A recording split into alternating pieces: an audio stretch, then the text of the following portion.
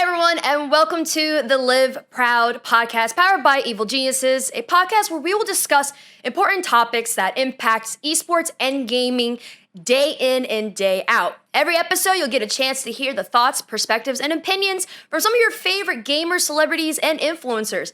My name is Erin Ashley Simon, and welcome to episode 2. Today, we will be discussing the queer community within gaming and even traditional sports and esports, as well as the personal experiences from today's guests. I'd like to welcome my co-host, pro gamer Ricky Ortiz, and our special guests. We have WNBA and Seattle Storm's Breanna Stewart, and esports and LEC broadcaster Froskurinn joining us today. How are you guys? Good, how are you? I'm good. Listen, any day that we can talk about the world of esports and sports and the LGBTQ plus community, I think is a great day all in all. How about the rest of you? I'm not gonna lie, there's like no way that I can compete with WNBA. I'm like, I'll sit this one out. It's okay, guys, you go ahead.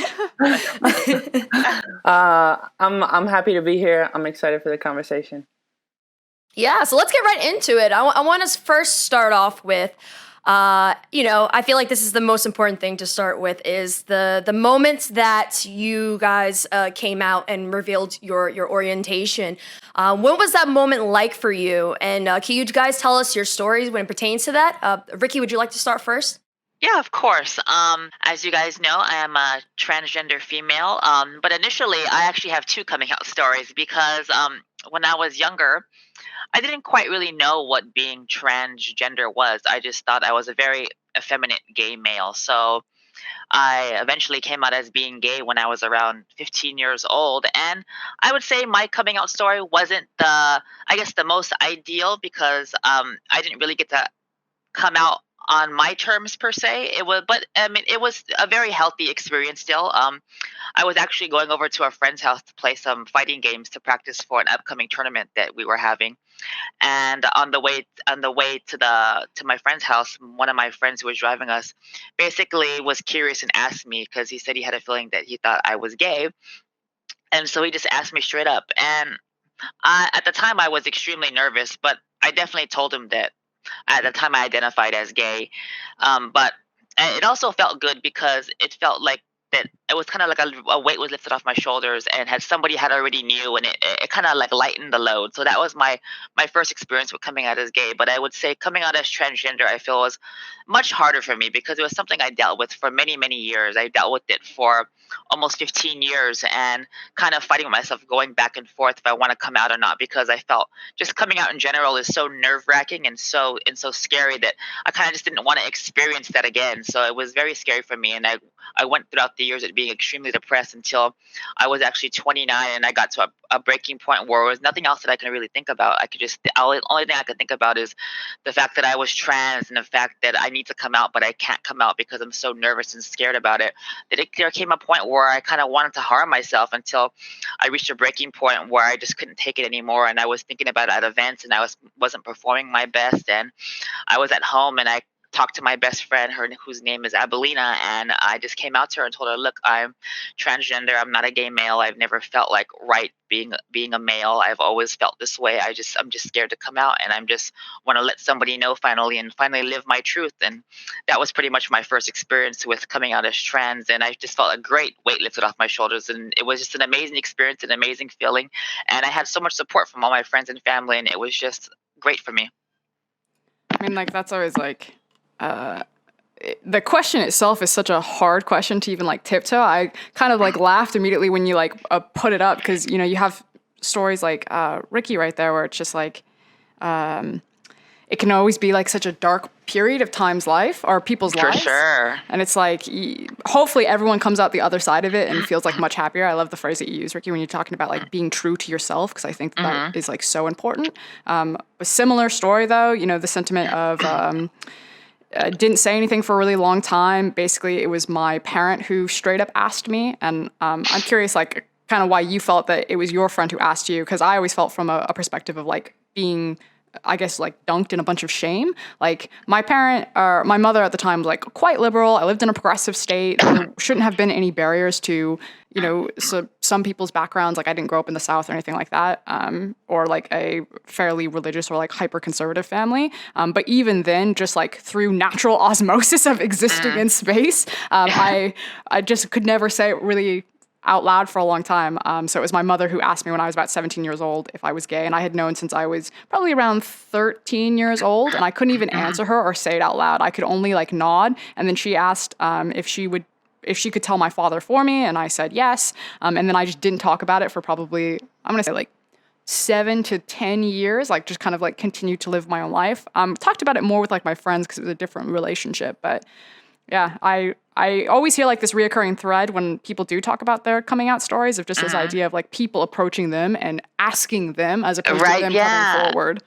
I just feel like as I just with my experience with coming out, I just feel like I could never really just ask somebody outright like that. I just feel like it's not my place and it wouldn't be right, because I actually have a similar experience kind of with my mother and father, and it was because it was my father who introduced me to gaming. So he would go to the arcades with me, and my father, he asked me when I was very young, when I was maybe like around like 10, 11, he was saying that someone at the arcade was worried about me because they thought I was gay. And so my dad came up to me and asked me, "Oh yeah, someone at the arcade mentioned that you might be gay. Like, is that true?" And I was like dumbfounded. I kind of just like froze up. I had nothing to say. I even lied about it at the time because I was so shocked. I was just like so confused. And my parent would even ask me that. And then we kind of just like left it at that. My mom did the same thing. She had, like, a throwaway comment when I wanted to go and spend the night over at my friend's. I think I was, like, in middle school or something. It was, like, my best friend. And she didn't want me to go. And I kept asking why, because my brother at the time was going and sleeping over at his friend's house. And she just made the throwaway comment, well, your brother's not gay like you. And, like, I didn't say anything. I just, like, ran upstairs. But it just, like, hung over the room. And I agree with you. I don't know if I would ever dream of, like, going up to someone and asking, like, what their sexual orientation is. Right, it's such a personal question. It is for sure. I mean, Breanna, with you, what was your story like? And do you get those moments where people come up to you, whether it's, before a game or at any point, and they ask you outright about your orientation? Yeah, I think, for us, we have, in the WNBA, we have a little bit different of a perspective, because I think when people think about the WNBA, they automatically label us as gay, just because I guess the way the people that they see are gay or members of LGBTQ, excuse me. My story was a little different. So I came out to my best friend, and my best friend his name is Corey, and we tell each other everything. And it was a very interesting time, because I met my girlfriend now when I was over in Russia, and I came back from Russia because I ruptured my Achilles, and my friend Corey was like helping me because I couldn't walk, couldn't do all this, and it was just like Ricky said, it was like a weight on my shoulders, and I needed to tell someone. And some of my teammates knew that I'd had a boyfriend, I've been with some girls, and kind of like teetering the line a little bit. But my girlfriend now, Marta, she's someone that I wanted to obviously be able to share and tell people about. And I told my best friend, Corey, and I was nervous about it. I was just nervous the way he was going to feel, if people are going to think differently of me. I guess that's just the thing that went through my mind. And, his reaction was, if you're happy, then I'm happy. I want you to be happy. And then from there, I told my family, and they were a little bit of the same. Obviously it takes them a second to kind of adjust and get with the times. But I think, the thing that I'll remember from my dad when I told him was just the fact that he was happy, and he's like, I'm happy that you're with a girl, to be honest, because some guys can be really mean. Yeah, it's so interesting how we all kind of have that experience of that weight on your shoulder. So for me, I identify as bisexual, and during my coming out period, it was interesting because same thing as you, Froskurinn, like my family, very liberal. from New York. So in terms of being around different kinds of people and just different orientations, everything like that, like my mom grew up around such diversity. So it was never really a problem within my household.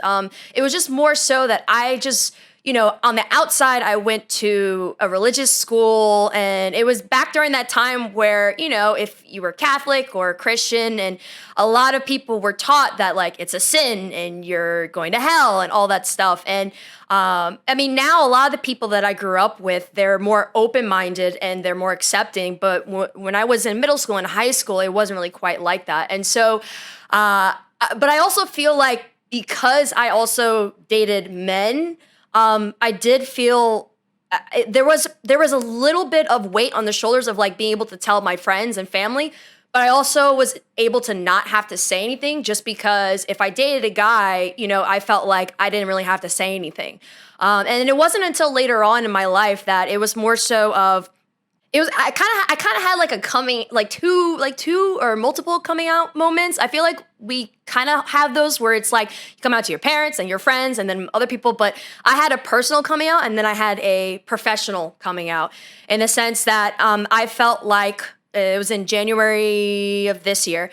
I felt like it was so important for me to let everyone know that I myself am not only Black and Latin, but I'm also part of the LGBTQ plus community, because especially the broadcasting world in esports is not as diverse as people think it is. And I felt like, I'm comfortable enough in my skin and I want to be that representation for the youth that when they look at a broadcast that I'm part of, they could see that, oh, if they're part of the LGBTQ plus community, they can do and be a part of esports just the same way as I am. So I would say the second coming out was a lot easier for me because, I got to the point in my life, like I'm 28, like I got to the point where I just don't care what people say. People are going to judge you on your appearance or any kind of indicators for just to make up a reason of why they don't like you. And I've gotten to that point where I'm comfortable in that. But definitely in the beginning, my first coming out, it was very scary in the sense of outside people knowing, just because of how religious, my area and the people that I went to school with were like.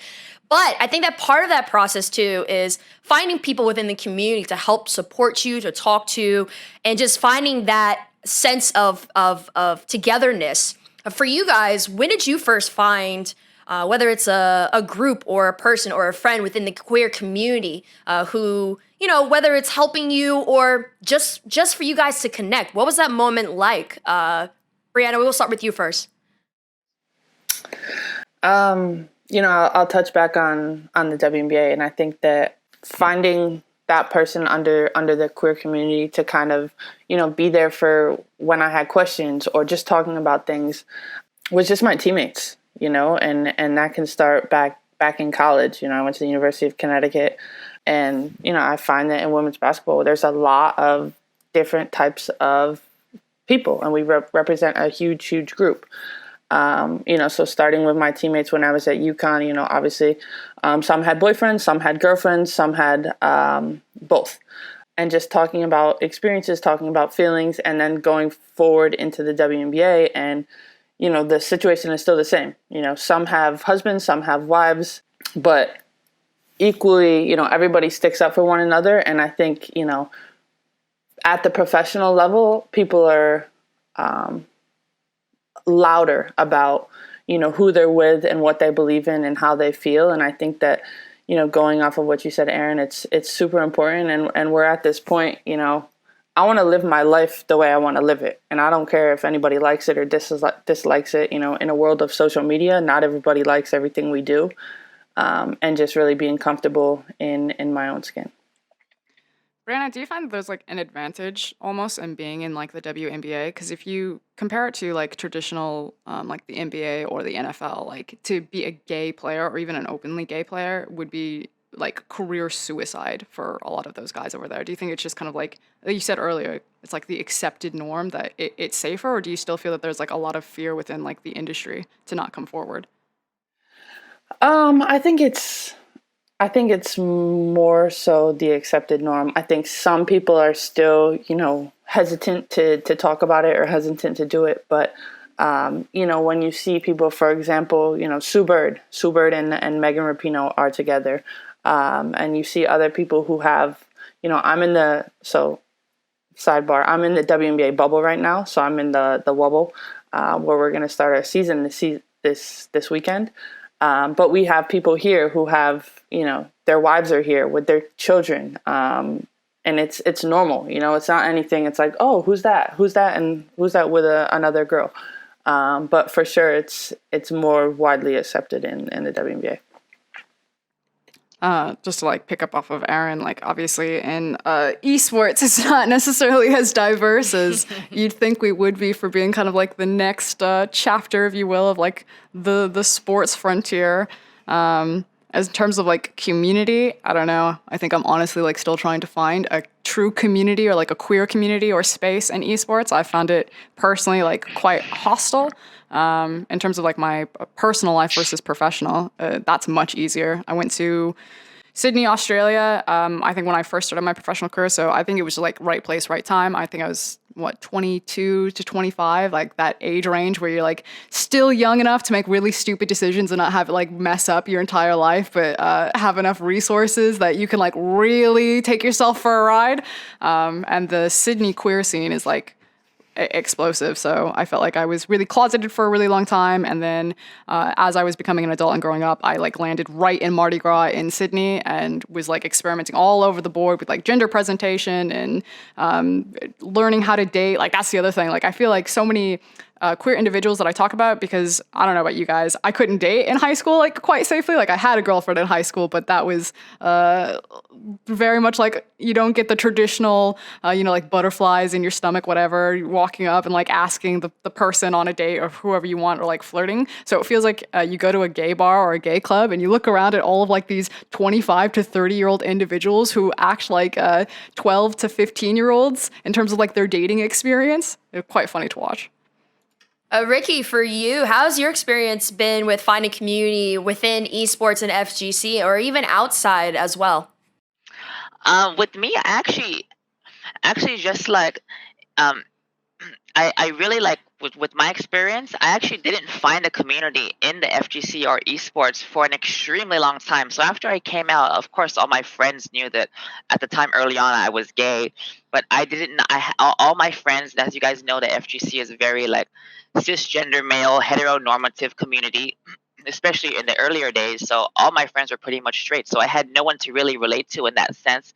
Only up until actually, which is surprising, up until 2013 was the first time when I was struggling with my identity still being a transgender woman and not fully coming out yet. I went to an event in San Francisco, and one of my friends, she actually was in the process of transitioning, and I had no idea. And she came to an event in full makeup and a dress, and I was so shocked, but in a good way, because I was excited because I finally found somebody that I can actually relate to and talk to about my issues and the way I felt.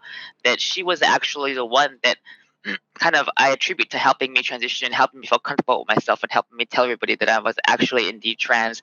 And then from then on, I feel my community and finding friends in the community who were similar to me actually kind of grew after I came out as trans, because I would have friends come out to me, and I would have fans come out to me and tell me how much they appreciate the fact that I came out and how I gave them strength to come out and be themselves. And I kind of grew, the FGC kind of grew in a sense where more people started coming out and more people started being comfortable with themselves. And I started creating a community and making more friends that way. And so it was only up until 2013 where I actually started finding people who are like myself and who I can relate with and communicate with at my most optimal level, I feel.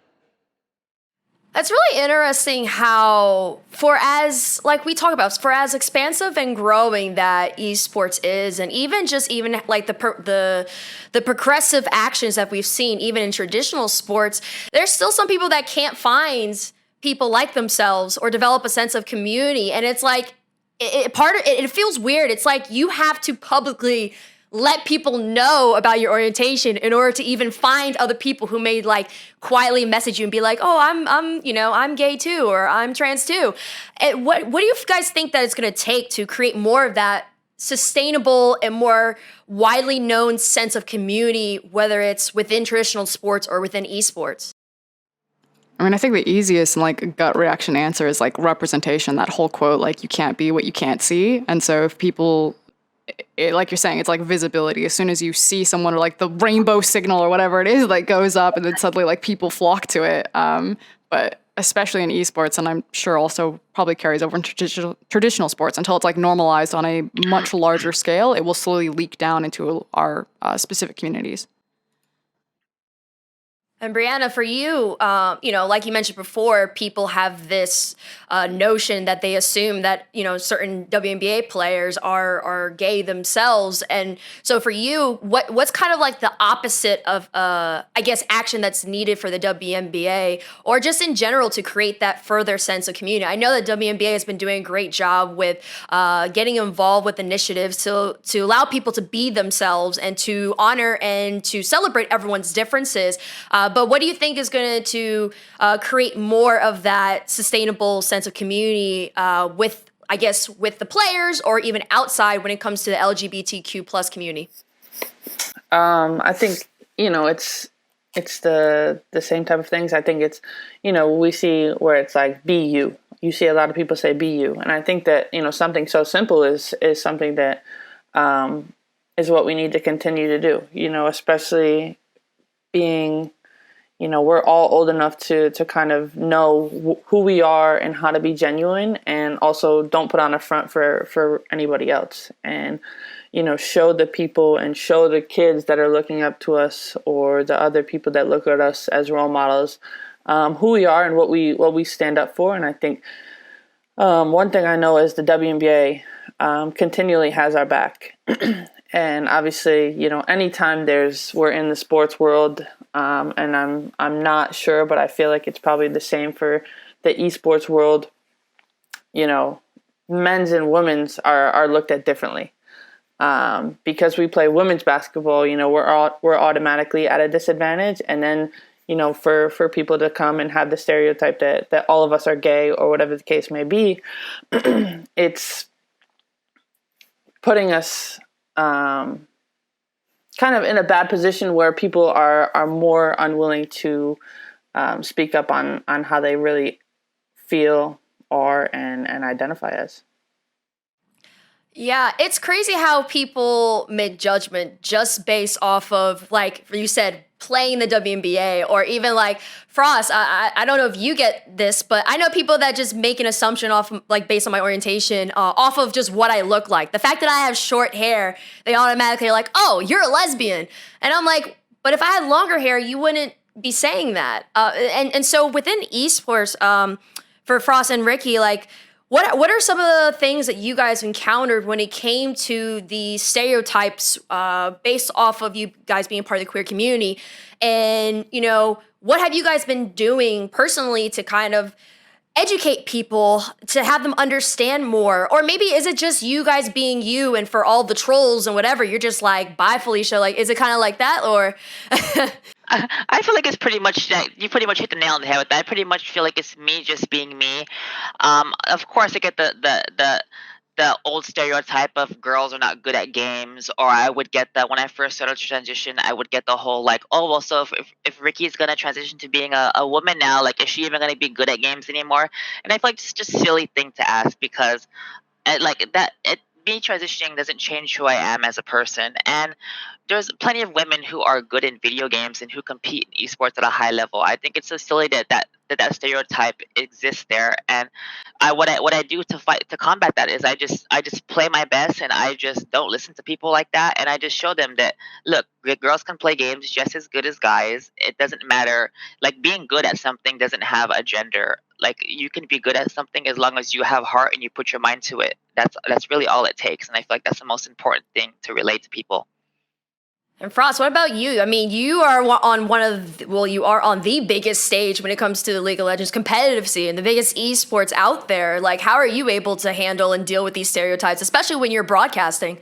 I mean, frankly, the answer is actually like poorly. For a long time, I felt like where to even attack this? I think that I'm really fortunate that I work on a broadcast that has multiple queer individuals, but then also has multiple women, because I feel like we're really at the intersection of sexuality and gender right now, especially when it comes to such a male-dominated space like esports. And then when you're specifically looking at like my community, which is the League of Legends community, as Ricki was talking about previously, like just like the FGC, it's a lot of like cis het male action going on, and there's this sentiment that I hear, and I don't want to put words in your mouth, Ricki, but this idea of like, be so good they can't ignore you. And whenever I'm talking to I have like Shocks and Law on my team, and it's always like the same thing. Anytime I talk to any women who are in the field, and Erin, I don't know if it's true for you as well, but it's always like, I want to be so good that there's no denying my talent. They can't like say that I slept my way to the top, or that I'm an affirmative action case, or like what. And I've had like all of that leveraged at me. And what just kills me is like, while all of the individuals and all the women around me and all the queer individuals, marginalized voices, like are so good, like it shouldn't have to be that you must be excellent to get in the positions that we have. When I look around and I see a lot of mediocre, I see so many mediocre, just pale males as far as the eye can see. And it kills me that I'm considered the affirmative action when these motherfuckers are given so many passes that I would not get access to. And like, I know, I grow my hair out now long. If you guys don't know, when I first started broadcasting, I had like a fully shaved head. I had like a mohawk at one point. I was very gender nonconforming. I was like very deep into like the masculine butch. I would never say butch. Like butch lesbians would be like, she's androgynous, it's fine. But like for straight people, real butch, the scale shrinks for them. They just couldn't handle it. And I was like, I'm actually gonna have to grow my hair out and be more femme and traditionally feminine presenting if I'm going to get farther in this career. And people kept telling me like, nah, that's not it. You're actually just getting better. I'm like, am I actually getting better, or is my hair just longer and I'm somehow more palatable? I somehow speak softer. I'm not as aggressive. Like, I'm not as openly and in-your-face gay. And I personally feel that I have taken a conscious effort to appear more gender-conforming, more heteronormative, and I feel like I have simultaneously climbed the ladder higher. And that's a feels bad moment, because I would love to live in a world where it's like, be you, do you. And I try to, but I'd be completely lying to people if I didn't have to play like the political game. That's so interesting that you say that, because when I first started out in broadcasting, I've had long hair all my life. And I would say I'm like a femme tomboy. And for me, it took me cutting my hair and being different in terms of the style in order for me to elevate in the broadcasting space. And I think that Bless up Ruby Rose for bringing that style in.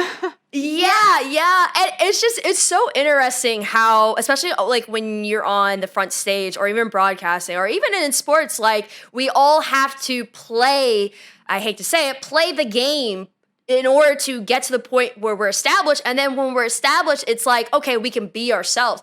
But even during that time, women and those who are part of the LGBTQ plus community, there are a different set of criteria and qualification standards on us than it is on cisgender males, and more specifically white cisgender males. I know for Breanna, for you, there's always been this conversation about, let's lower the rim in order to get more people to watch the WNBA. But it's like, if you watch the WNBA, it's actually exciting. The playoffs, the previous playoffs was all over social media, had amazing views, and even for like, for example, women's soccer, right? Outsold jerseys compared to the men. So it's like, how can we best support and best curb these conversations about different standards when it comes to women or queer folks? And also, what can we do to kind of drive that conversation into a more progressive conversation? Because I don't know about you guys, but I'm kind of tired of diversity conversations being a conversation of lack of qualification or lack of high standards or high entertainment. Yeah, I know. I think that I was laughing when you were talking about people wanted to lower the rim to 9.5 feet. So obviously the rim is at 10 feet. They wanted to lower it because it's like, well, obviously women can't dunk. Women can't dunk like men can dunk, and we don't have the athletic ability and the speed and the strength and the this and the that. And it's kind of like, well, you don't have this and you don't have that and you don't have this. And I'm sure you guys have all felt that in some way or another. It's like, okay, well, then what do we have? And I think for us is, we have a lot of negative supporters right from the jump, just because they're like, go back in the kitchen, like, you don't deserve to be here, like, go make me a sandwich. Like, these are things that I see on social media on the daily. And it's like, no, just watch us play, just watch one game and you'll see that we have more skill than the men. We have more skill on the men's side. because we have to work harder because we can't just rely on our athletic ability. And I think, the U.S. women's national team, the soccer team is a huge example of that. Obviously when you think of U.S. soccer, you think of the women's team. And I think that's awesome. But they've continued to kind of be loud and be outspoken and also step up and show that their game speaks for themselves, but they're also going to speak too.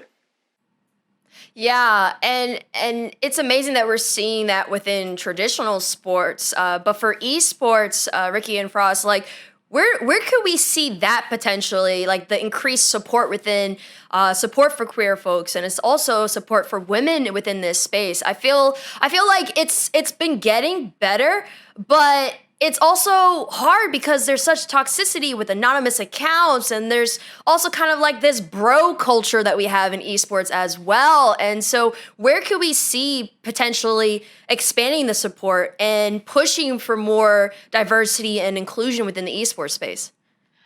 I personally feel like I've never been a fan in fighting games of. I feel like people try to segregate women and make women only events because they feel like women can't compete with the men because women aren't quote unquote good enough. But I do think that it's a good thing that in the fighting community currently we have events that are thrown at these tournaments like Combo Queens and Smash Sisters that bring community together and bring women together to help like level them up and help uplift them so they feel more comfortable in these spaces, and not so much have women only events, but they have groups where they can be together and to a point where they can practice together and feel comfortable to compete in the regular events with the men and be just as good as them. I feel like having stuff like that support women and LGBT people I feel like they're key in fighting game events, just to make them feel like they're welcome and they're good enough. And I feel like when we have those events, I feel like you see so much more women and LGBT people coming to events to be a part of those, and I feel like it just helps the community overall. Yeah, it's like it's a really complex problem. I think the traditional sports model is really helpful, but it's also like for as much as esports talks like a big game, we are so far away from a traditional sports model. Like, sports are cultural, and when it comes to esports, the barrier to entry, like the FGC is pretty unique, obviously, because you guys have like what do they call it? You guys call them poverty fighters, basically like super easy to access games. But like we laugh, but for League of Legends, you need a computer to play it. You need an internet connection. You probably need abundances of free time, and all of these barriers to entry create a very specific echo chamber, if you will, on the other side of the people who are going to be playing it. Like, there's a reason why the stereotype is what it is for like the gamer culture, the bro culture, because a lot of times, like, when you really break it down, women take on a bigger section of household like chores, like less free time than their male counterparts. When you look at it, they take on more of the childcare opportunities. That are going to be earning less money than men. Like, it's all of these things that add up. And then on top of it, when you do open up your mic and someone's like, are you a 12-year-old boy or are you a girl? And oh God, I know. Either answer is awful to give. And so how do you fix it? Well, I guess you go back to what you were talking about, which is creating these spaces. I think Ricki's really right in this idea of you create spaces and opportunities for women and marginalized voices to feel good, coming out, meeting each other, because they are there. But I talk to a lot of them at different events, like before they come out, or they feel safe, and they're just basically like, yeah, I never want to go to these events. It's always like such a hassle, and this is the one event that I feel safe or welcome to, and it really does make a big difference for them. But the fact that esports has to have that conversation, and it's not built into us like the traditional sports model of, like at my school, we had a softball team, we had a girls basketball team, a girls lacrosse team, our soccer team was really good. We're just not there yet where it's kind of like included into our culture to invite marginalized people into these spaces. Yeah, 100%. I mean, it's amazing, because like on the outside, everyone looks at esports and they're like, "Oh my gosh, this is amazing," right?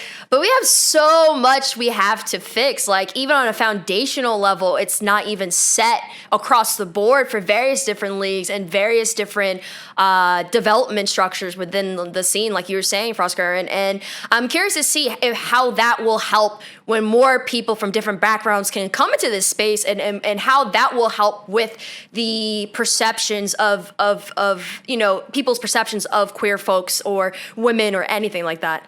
I always see it like this, Erin. Like it's basically about like all of us. And I always say that esports, the problem will not be fixed in like the next 1 or 2 years. Like you obviously always want to have like these actionables, like the women's only tournaments or the women's only spaces or scholarships or things like this. But it's the fact that hopefully, a individual, queer or a woman or non-binary, like it doesn't matter, goes to a tournament and sees Ricki perform and says, "I want to be like her," or turns on a screen and sees you on a broadcast and is like, "I want to be like her." And then in a decade when they grow up and then they start competing. And I think we unfortunately will not see the fruits of our labor until 5, 7, 10 years when hopefully these younger individuals come of age and enter into our scene. So unfortunately, like it's like a hot button conversation in esports about like how do we fix the diversity thing, and where are all of our people? Surely we are much more collective combo, and I think that there's a lot of us out there, but I also think there's more coming, and they're welcomed in because they see us visibly standing above.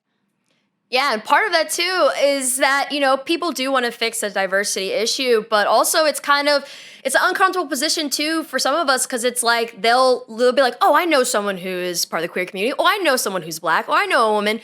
What should we do?" Right? And it's like I feel like there's this kind of pressure that sometimes is placed on us where it's like we want to make the industry better, but it also feels like sometimes that there's certain companies or individuals that look to someone in the community to give them the answers or to find this, like figure out what the solution is for them. Or they may look to monetize these opportunities or say, "Hey, we need to we need to highlight more queer folks. We need to do this or that." How do you guys feel about this surge that we see from companies and people when it comes to, highlighting those who are queer, or, only like pushing out mad content during Pride Month, and then after that is kind of like a ghost town? So what are your guys' thoughts on that? My thoughts on that, I feel like, have always been the same. Whenever I see a company throw up a little flag or throw out some T-shirts during Pride Month, I just feel like it's not genuine. I feel like there needs to be more voices. There needs to be more action, I feel, and there needs to be content like all year around, and there needs to be a highlight of players like LGBT, queer, people of color, like all across the board. I feel at all times. I feel like it shouldn't just be a one-time thing, because we as people are not a one-time thing. I feel like it should be all year round, and it should be highlighted just like regular players are highlighted. I feel like we should all be highlighted just like that, just to show representation throughout the entire esports and sports communities. I agree. I mean, I think that, it's super phony, like when people only put up stuff for Pride Month or things like that. And I think that for those companies, it's like, don't do it because you think it's the right thing to do. Like, do it because it's what you believe in, and you're trying to help, make this country and make this world a better place. And obviously we're in like a super special time with our entire country and what we're fighting for and continuing to fight for equality. But like, I want you to do it if you believe it. You know what I mean? Like, I want you to really feel that way about your company and feel that your company is trying to be as diverse as possible and trying to really help create change, because, there's a lot of misleading things that we see on social media. And I guess this is what I'm thinking about on social media, but like, it needs to be genuine, because if it's not, then you're just doing it so we say, "Oh, look, they did that." And then the next month it's gone and we don't see anything else for the next 11 months. Back to the regular logo again. Yeah, exactly. I agree with like the sentiment of authenticity, maybe to like kind of bridge in the middle a little bit. And I'm going to use an example as like Taylor Swift. I know that Taylor Swift had that song right around Pride that came out, and then she uses like all of the gay icons, and it's still like a cis white straight woman who is effectively creating a queer anthem. And so the conversation turned into, like co-opting gay culture, queer culture, pink washing, selling an agenda. And I think it's fine to be angry about those things, and it's fine to want more, like you guys are saying. Like, I want this to be authentic. I want it to mean more. I want it to be more regular. But I also think it's really important to say, like, oh my God, imagine hearing that song on the radio, like a mega superstar like Taylor Swift, and maybe a little baby gay like hears that and gets like really excited, like a pep in their step. And I'm like, I want to live in both worlds, where I'm excited that I can look around in mainstream culture and see things get rainbow washed, and like I still recognize that they basically just care about like the gay dollar now, or the queer dollar, but hopefully that like trickles down into where it gets better. Like, be excited to see it, but be angry that it's not better, and then constantly force it to be better. And I think that's how we actively make progress. Yeah, and I also think, especially now, we're seeing so many different companies and so many different people that are speaking up about how wanting to support the marginalized communities a lot more. They publicly have said that they could do better. And so it's about weighing, like, which one is genuine and which one is more a performative activism or performative support. And I know that long term we'll be able to tell later on based off of what projects or the actions that they take. But we've been seeing a lot of, or at least a bit of, performative activism or support. And I don't know about you guys, but for me, it's been kind of hard to tell which one. Certain companies, it's very easy to tell. But there's some people or some companies where it's kind of hard to tell, like, is this genuine? Is this more performative? And it's kind of like the period of time where you step back and you watch them now, because it's not trending on social media anymore. So what is happening after this? So how do you guys feel about performative activism? And do you think that it's a good thing, even though it's viewed as negative? Do you feel like it skews more towards the negative side of the spectrum? What are your thoughts? Breanna, we'll start with you. I think that the performative activism, I think that it's tough. I think I'm someone who wants to be like super authentic, super genuine. And even when I see like you said, a lot of stuff isn't trending anymore, but you see after the protests, and I saw a video of this white girl. She asked the guy who was like hammering the wood to cover up the broken window if she could like hold the hammer, and like her friend or boyfriend took a picture of her doing it. And it's kind of like, that's a small example of it, but are you doing it to continue to kind of gain likeness, or are you doing it because of it's something that you actually believe in? Like, obviously she was doing it to get likes on Instagram or Twitter or whatever the case may be, but I think that it just needs to continue to be genuine. And I think, like you said, it's something that we won't know until a few months later, or next year, or a few years later, where the dollars are actually being invested into, and just where the work has been put in. Frost?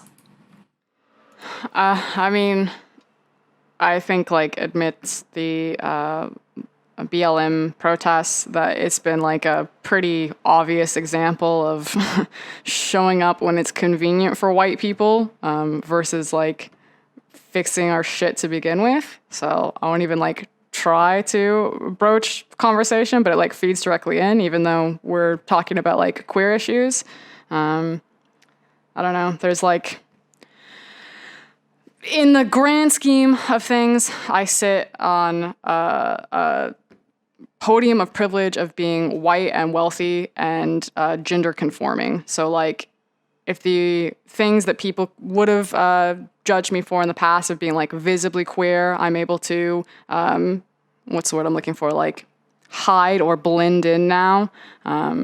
And then I have to like really think about, my own activism that I'm doing for like my own community of, do I constantly make my brand or my career about being gay and like feel like I'm really holding that up? Is that being authentic to who I am? Is that performative activism for like my own sake? And just thinking about that, I think the easy answer is like no one wants that. And it won't lead to any good things, much less like a larger conversation about like corporations doing it. I think it happens, I don't know, personally, I think it happens within our space a lot for like our own intersections. Ricki? I think it's such a touchy subject because I do feel when companies do that, I do think it's nice to see like us in the forefront, but I do feel like it's so thoughtless, and it's just like, of course they want to show up when it counts and when it's opportune for them and when the money is right for them, but like Breanna was saying, you can only really tell. It's so hard to tell. You can only really tell like months down the line, years down the line, like where actually their dollar goes and where their activism goes. Like the old saying goes, like put your money where your mouth is. You know, like what are they doing to actually help the community other than making a T-shirt? So I feel like I want to give these kind of companies the benefit of the doubt, but I think it takes time, and you have to see like years and months down the line to see if they actually put any effort or any love into it. Because from what I'm seeing right now, a lot of these companies just like to slap something on a logo or on a T-shirt that they make in like a sweatshop somewhere and just sell it for like quadruple the price to make some money. But I hope that one day like these companies will finally get the idea and actually support the community. And just, you know, what are they doing behind the scenes, and what are they doing when things aren't trending? You know, I think that's it. When our world goes back to our new normal, what are they going to be doing? Exactly. I mean, you know, we're starting to see people take action in some of those, some of the results of those actions we may not see until, like you said, years later, months later. Some we may see tomorrow, but as long as people are taking the necessary steps, or at least taking the time to educate themselves, I think that's the most important thing. Now, you know, we talked a lot about our, you know, some of our personal stories. Also, we got very, very deep, but I feel like there's also there, you know, with being part of the queer community, we have our you know, hopefully happy moments, our impactful moments, our very awkward moments, because definitely the whole coming out process, at least for me, was kind of like an awkward trying to figure out like a child walking for the first time kind of thing. So I wanted to ask you guys, what is the happiest or funniest moment that has come from your queer experience? I was at, we just had one of our big events, Worlds, and I think it was group stage, so it was in Berlin, and my fiance had left. We had like just gotten engaged too, but we got engaged over Christmas, and then we had to like split up because she was doing her master's in the UK. And I hadn't seen her for months, and she came to Berlin to watch me at the event and didn't tell me. She like planned it with like my friends and everything. And they caught it on camera, but like I'm literally signing off from a segment, and she had come up onto the our stage was kind of like set up over the crowd, and I just like lost my shit, and it was covered. They got it on our actual cameras. The photographer got it, and it was caught on like a bunch of people who were filming the casters up above, and so it was like a really nice moment because I got to see her, and I hadn't seen her for ever. I was very excited. But then B, it was also kind of like quite endearing and cute that I got to see the moment from like 300 different angles and have like all of these like photos of, I almost like equate it to when people have like friends and family take photos of like when they get proposed to, something like that, which I was like, it's corny. But now that I have some of those pictures, I'm like, it's nice. I would say my moment is something, I feel like it's something so normal and so small, but I feel like it's so big for a trans person, I feel. And it's to finally find somebody who I'm dating who actually like loves me out loud. And I feel like that is such a thing that not a lot of people talk about, that I just feel it's so hard for trans women to actually find a partner who's going to love them out loud. Because I feel like I've had so many bad experiences with love and with men who want to just like keep me behind closed doors and not actually love me out loud and in public. And to actually find somebody who's actually accepting and loves me and is not ashamed of me means the world to me. And the fact that I found someone like that right now, I think it's so special. And I will never take it for granted. Yeah, I think mine is also something that's simple. It's just I touched on it a little bit. So last year I ruptured my Achilles, and not being able to do the thing that I always do is not easy. But I wasn't able to play basketball, and I was able to kind of invest more time in myself and invest more time in what I wanted in my life beyond basketball, because I know that basketball is not going to be there forever, and there's more to life than basketball. But also, I guess really fall in love. And I talked about my girlfriend now, and just being happy that all the time that we were able to have together because I couldn't play, and continuing to build on that and building on what's like a normal life, a life outside of being an athlete. And I'm just happy, and I'm happy that this is something that I can be myself with. And now the WNBA is coming back, and I can play and do my thing. Yeah, no, that's all super dope. I mean, for me, it's something simple too. I think for me, the happiest and the best moment out of my entire experience was loving myself. And because starting out, I didn't quite love myself. And I also, when you have people on the outside who say things about those in the queer community, and as a kid, it affects you. And so I didn't think I was good enough, or I didn't think certain things. And then on top of that, also dealing with the dynamic of being Black and Latin as well. And so when I was younger, I struggled a lot with that. And especially, being mixed, that's another level of confusion and just a lot of things that I had to deal with. And I would say, within the past 4 years is when I really got to that inner state of peace and true love that I have for myself and confidence that I have in myself. And that has been something that I've been working on for a very long time, to get to that point where I can love myself for everything that I am. And now it makes me happy because, one, I feel like it is something that's projecting that happiness, that love, that confidence, projecting in every aspect of my life. And it's positively affecting not only me, but I feel like also it's been helping to positively impact those around me as well. And so I think that for me, that's like the happiest that I have ever been. And for you guys too, when it comes to sharing information or letting people know about your significant other, like, how do you guys balance that personal life and that professional life, where you may have to tweet about your professional work, but then sometimes you want to tweet your boo, you want to put your boo on Insta stories or put it in on social media. So how do you balance that? That's what Instagram close friends is for, so you could put it on there. No, I'm just kidding. But I mean, I've always found it really hard to juggle that for me personally, just because I'm such a private person that I just don't like to put a lot of my personal life out there, and I like to kind of just keep it in the game. But little by little, I'm starting to open up more. The more I'm in the community, and the more I'm in love, and like I always find myself wanting to talk more and more about my significant other on social media, just because I care so much about them, and I feel like they deserve to be, they deserve to be known. I feel so. I'll find myself every now and then posting about them or talking about them, and I feel like they're so special to me. So I'll do it every now and then.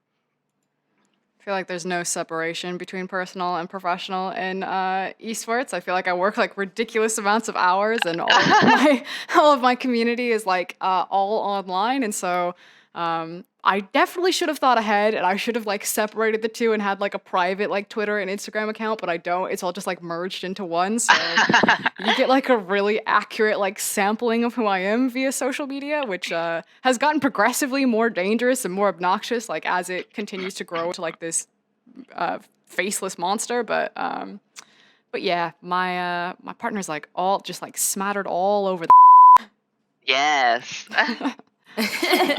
Yeah, I think mine is equally intertwined. I mean, I post whatever I want, so if people don't like it, then they shouldn't follow me. But Right. yeah, I mean, I think there's things that we have to post about, regarding whether it's sponsored things or whether it's obviously the season is coming up for me, so there's basketball things, but also there's real life things, and I think sharing it and not having to explain it. If I want to put up a picture of me and my girlfriend, then I'm going to put it up, and I'm going to put whatever caption I want to put, and and just really not having to dive deep into it for someone else.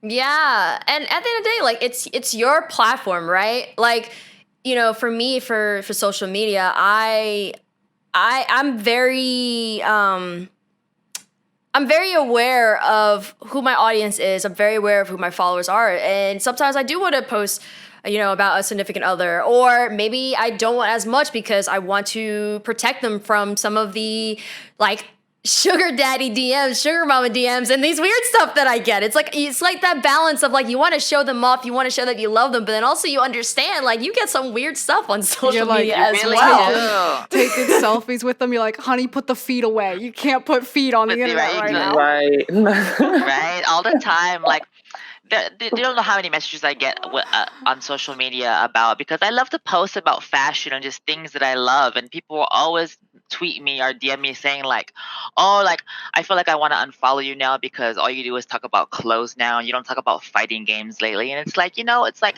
this is my platform. I could talk about whatever I want. And it's like, if you don't want to follow me, like Breanna says, you don't have to. You can go follow somebody else. Or if you want to get to know more of me, then you can continue to follow me and see all avenues of my life and of who I am as a person, because I feel like that's the most important thing. It's because I feel like I would want my audience to connect with me on a somewhat personal level as well as a professional level, you know? Yeah, and I think that it's interesting how, and I feel like, and I don't know if this is so much in traditional sports, but I do know in esports it's so segmented, where it's like if you're not talking about the specific game in the competitive scene that you're in, it's like people are like, well, why are you doing that? Like, why are you tweeting about movies? Why are you tweeting about music? It's like, because I'm a human being. I have other interests as well. And so, like, how do you guys figure out that balance of, you know, highlighting and showing things about yourself, and not even just about you being part of the queer community, but just interests and passions that you guys have, you know, knowing that some people may be like, stick to your sport or stick to FGC content or, you know, league or anything like that. Like, or is it just kind of where you guys are like, I'm just going to post whatever I'm going to post. And I don't really care. Like, you either follow me or you unfollow me. That's pretty much how I am. I just post whatever the hell I want. And if they like it, they're going to follow me. If they don't, then they can go follow somebody else, because you know what?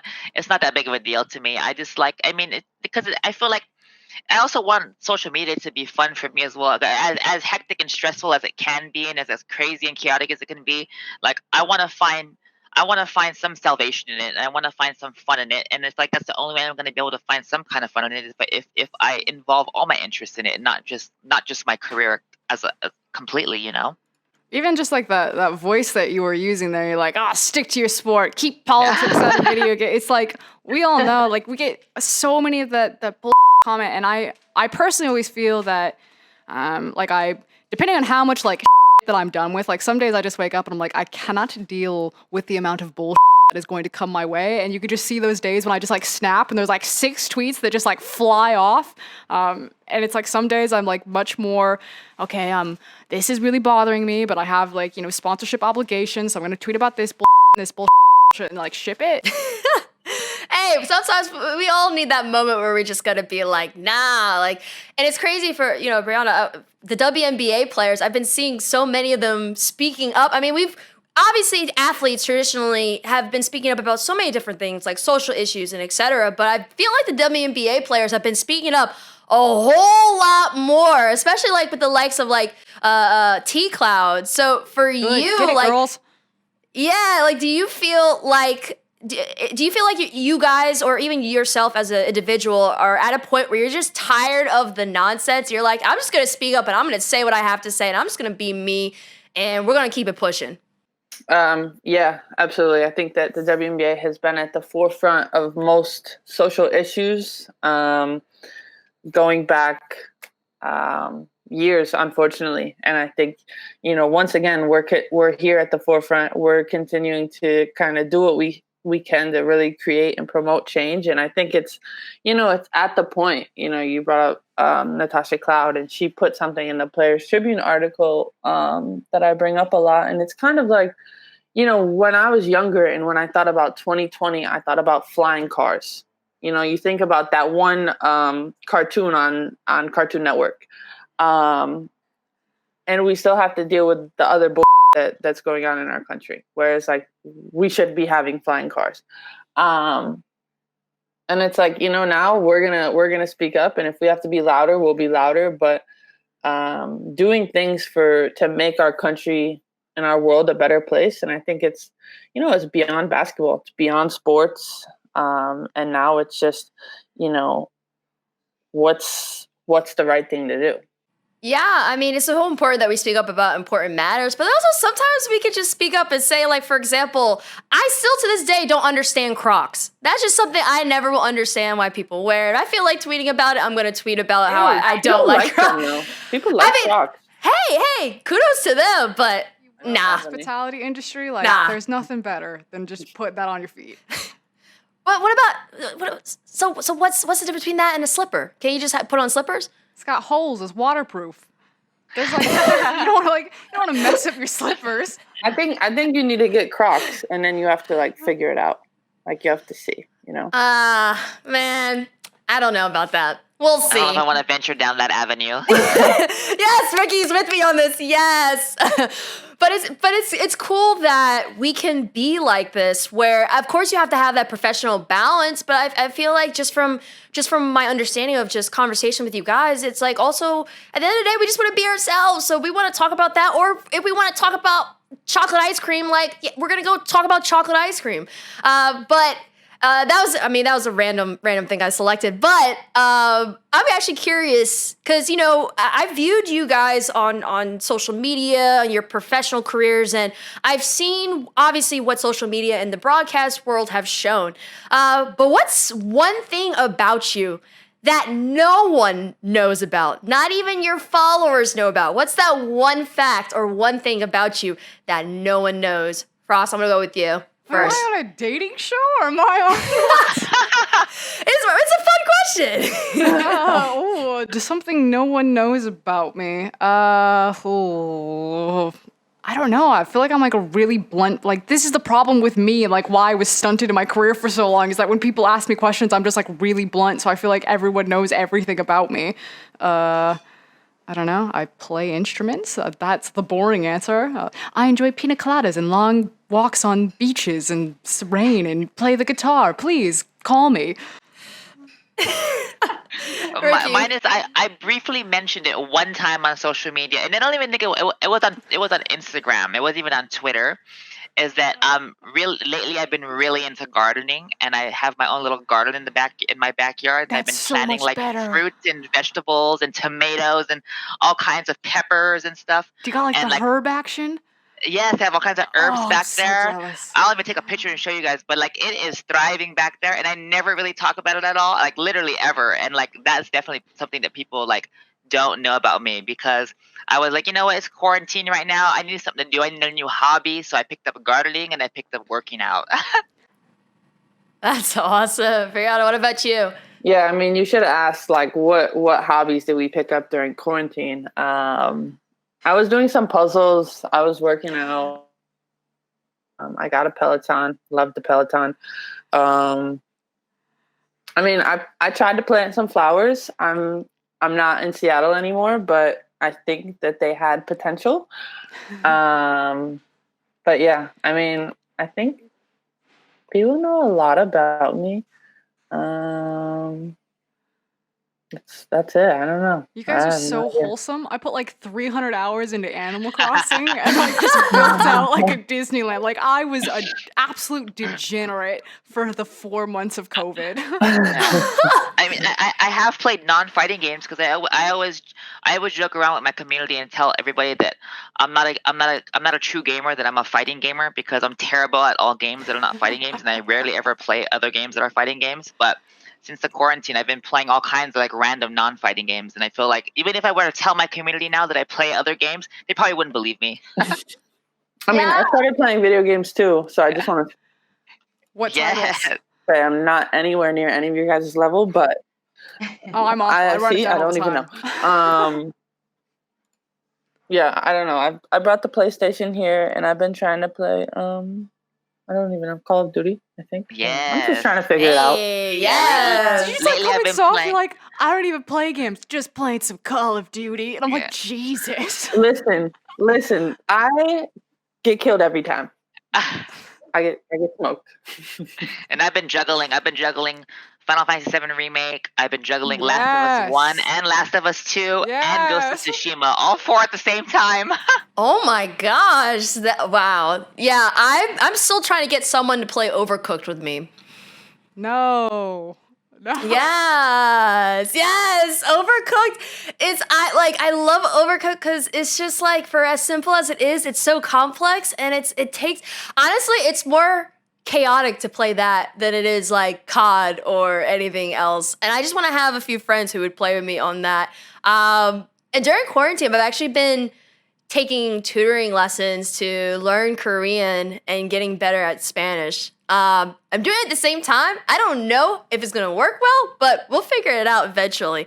But I want to ask you guys that question because I also feel like when people see people or know about people who are a different orientation or a different ethnicity, for some reason some people feel like maybe they can't connect with those individuals, but it's like, at the end of the day, we're all human beings. We all have different passions and interests, and we all like different things, and we all like the same things as well. And so that's why I wanted to ask you guys about that fun fact about yourself. Right? We're not doing. Yeah, we're not like a foreign creature or exotic animals or anything. Like, we're human beings at the end of the day. And I assure you guys, this is not a dating show. I promise. But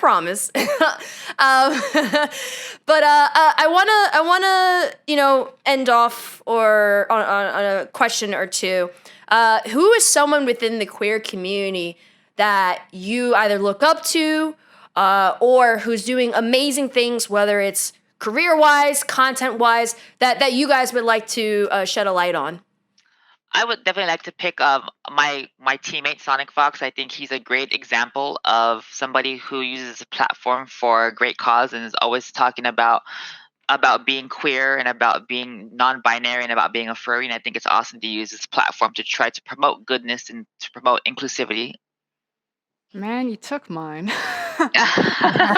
Nah, I have a friend, Amanda Stevens, Sagenosis, who does a lot of coverage in the FGC as well as Magic and some of League of Legends. And I think I've only gotten to work with her tangentially, but just the amount of hustle and the fact that she just takes like zero bullshit from people. She is like very open and proud and forward about being trans, and she gets a lot of shit flung her way, and she has like zero time for it. And I just am mad respect because I find myself like more and more these days being able to fly under the radar and kind of like wear like the straight het skin. And I really admire people who just decide to buck that trend. I think mine is Sue Bird and Megan Rapinoe. They're what I consider like the power couple right now. They're just continuing to kind of use their voice and be activists and continue to want more for all communities. And yeah, I just continue to look up to them the way that they openly speak out and aren't worried about what comes after the fact.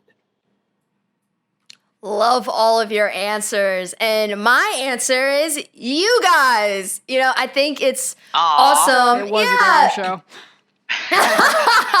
Oh my gosh. But no, seriously, it is you guys, because I've been definitely watching what all of you guys been doing from afar, and I think it's tremendous the example that you guys are setting, not only in from a professional player or even a broadcaster standpoint, but just even as a person. And we need more people like you guys who are comfortable with just talking about different things and utilizing your platforms to make the world a better place. I feel like yeah, that sounds a little bit cliche, but sometimes all you need is a little bit of positivity and support just to make things better for everyone all around the world and within our industries as well. So thank you guys so much for doing what you do, and also thank you guys so much for this enlightening conversation. And I'm hoping that people will take away some really, really great things. They'll learn from this, and also I hope they enjoyed our conversation as well. So just want to end off by saying thank you to you all. Thank you And so thank much. you for having us. This is an amazing experience as always. And I love talking with you guys. I love talking about these causes and these experiences. Of course, of course. All right, for everyone who is tuning in, remember the conversation doesn't end with this episode ending. Whether you're part of the LGBTQ plus community or not, it's important that we always support and uplift one another day in and day out. Stay tuned for the next episode of the Live Proud podcast, powered by Evil Geniuses. My name is Erin Ashley Simon, and we'll catch you all next time.